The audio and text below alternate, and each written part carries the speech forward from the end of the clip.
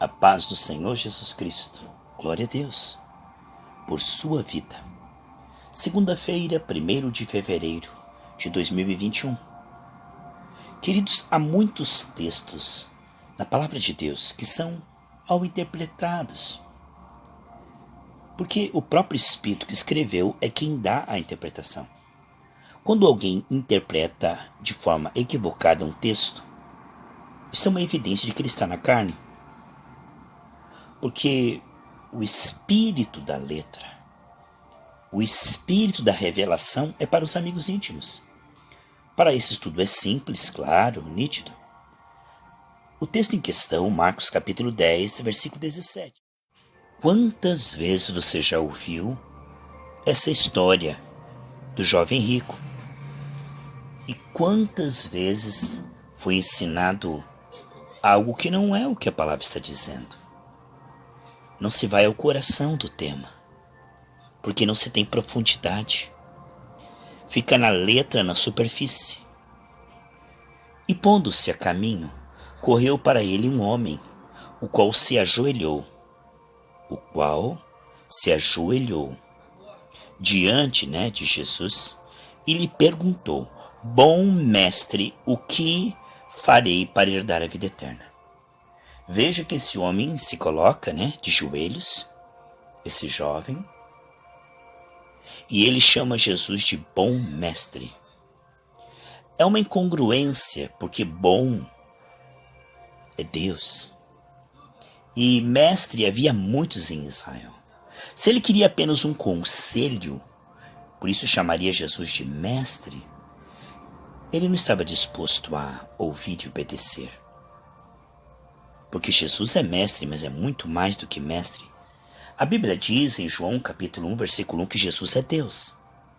Assim como o Pai é Deus, Jesus é Deus, o Espírito Santo é Deus. São três pessoas distintas. O Pai não é o Filho não é o Espírito, mas não são três pessoas, mas não é três deuses, é um Deus só. E é um mistério. Portanto, quando ele diz bom mestre, ele coloca um adjetivo divino, que é bom. Jesus diz: eu sou o bom pastor. E mestre, ou seja, ele queria um conselho com lisonjas. Ele não estava chamando Jesus de bom porque compreendia que Jesus era Deus e vindo do Pai. Ele não compreendia a profundidade e a importância de que Jesus, sendo Deus e Filho de Deus, estava ali diante dele. Então ele vem com palavras de elogio na carne. Jesus não recebe elogio na carne. E diz assim: bom mestre. Veja que isso é muito importante. Jesus quer que esse homem entenda quem está falando com ele, para que ele leve a sério. É algo de vida ou morte, envolve a eternidade da alma. Então Jesus quer que ele entenda que o que Jesus vai falar é de suprema importância, porque Jesus é Deus. Jesus não vai dar um conselho como mestre aqui dessa terra, mas Jesus, sendo Deus, vai dizer algo que, se aceito, essa pessoa será salva. E se não aceito, essa pessoa será condenada. Dependendo do relacionamento com ele, entende? E como esse jovem estava debaixo da lei, Jesus responde debaixo da lei, para que ele entenda que através da lei não pode ser salvo, para que ele veja que a lei expõe. A função da lei é levar o homem ao fim de si mesmo, a necessidade de um salvador. A lei não salva, mas ela mostra ao homem que ele não pode ser salvo pela tentativa de guardar o mandamento na sua condição humana caída. E Jesus lhe disse: por que me chamas bom? Olha o que Jesus pergunta para ele: por que você me chama de bom? Qual é o motivo? Isso é elogio? Isso aí é lisonja? Isso aí é do fundo do seu coração? Por que você me chama de bom? Olha, você sabe o que você está falando? Se você me chama de bom, é porque você me vê como Deus e Filho de Deus. É ou não é? E se eu sou Deus, sou Filho de Deus, preste bem atenção no que eu vou te falar. Ele não diz: bom mestre do coração, mas sim da boca. Vamos ver? Jesus lhe pergunta: por que me chamas bom? Ninguém há bom senão um, que é Deus. Ele não disse que é meu Pai, porque o Espírito Santo também é bom. Então veja só, muitas pessoas dizem que Jesus foi humilde aqui, dizendo: por que você me chama de bom? Bom é só meu Pai. Não é isso que Jesus disse? Aqui está o equívoco teológico gravíssimo. Você nem é cristão se você não crê que Jesus é Deus. Se ele dissesse: bom é só meu Pai, mas ele diz: bom é só um, é Deus. Você está me chamando de bom. Então, eu sou Deus? O que eu sou para você? Sou apenas um mestre que vai te dar um conselho e você não vai ouvir, porque eu sou um mestre no meio de muitos outros mestres que aqui na Galileia há? Ou eu sou um mestre diferente, eu sou o filho de Deus, eu sou Deus? Veja que você está tratando com alguém que não é apenas um mestre no meio de muitos mestres. Por que você me chama de bom? Ninguém é bom, senão um que é Deus. Você está me chamando de Deus? Você está reconhecendo que eu sou Deus? Quando Pedro caiu aos pés de Jesus, disse: meu Senhor e meu Deus.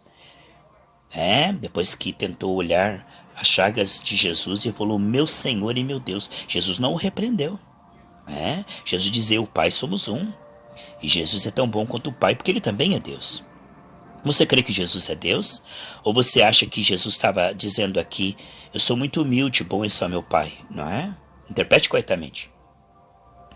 Aí Jesus disse para este homem debaixo da lei: tu sabes os mandamentos: não adulterarás, não matarás, não furtarás, não dirás falso testemunho, não defraudarás alguém, honra teu pai e tua mãe. Ele, porém, respondendo, lhe disse: mestre, veja que agora ele tirou o bom. No primeiro ele diz: bom mestre. Jesus disse: por que você me chama de bom?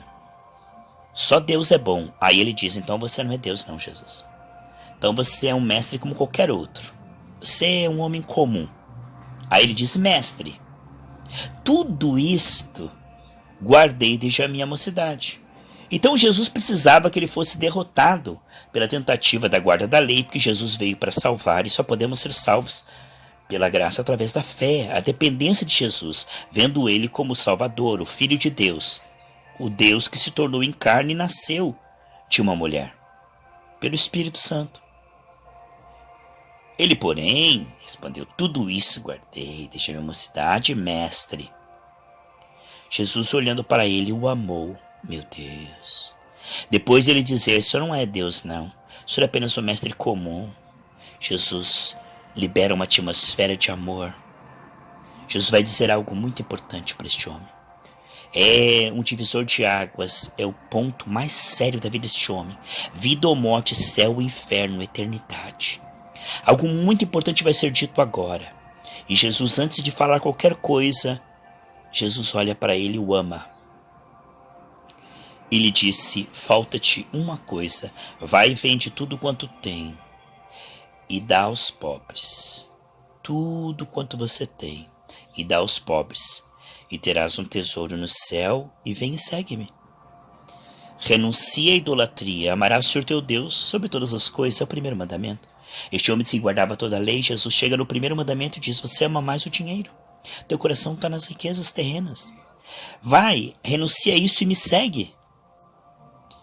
Mas, veja o mas, aqui o coração do homem estava decidido. Veja como ele não amava a Deus, não reconhecia Deus. Veja como ele só estava lisonjeando Jesus. Veja como ele realmente não era aquilo que aparentava quando caiu de joelhos e disse: bom mestre. Isso impressionaria qualquer um, mas não a Jesus. Mas ele contrariado, veja, contrariado. Quando você está na carne, ou você se defende ou você fica contrariado, você fica ofendido. Ele ficou ofendido. Contrariado com essa palavra, retirou-se triste. Retirou-se triste. Se afastou de Jesus, porque possuía muitas propriedades. Você está vendo? Guarda essa palavra no seu coração. Entenda, este homem não amava a Deus sobre todas as coisas. Por isso não reconheceu Deus que o criou diante dos seus olhos. Quando o Deus que o criou estava diante de seus olhos, num corpo de carne, ele preferiu a matéria, amou mais as trevas do que a luz.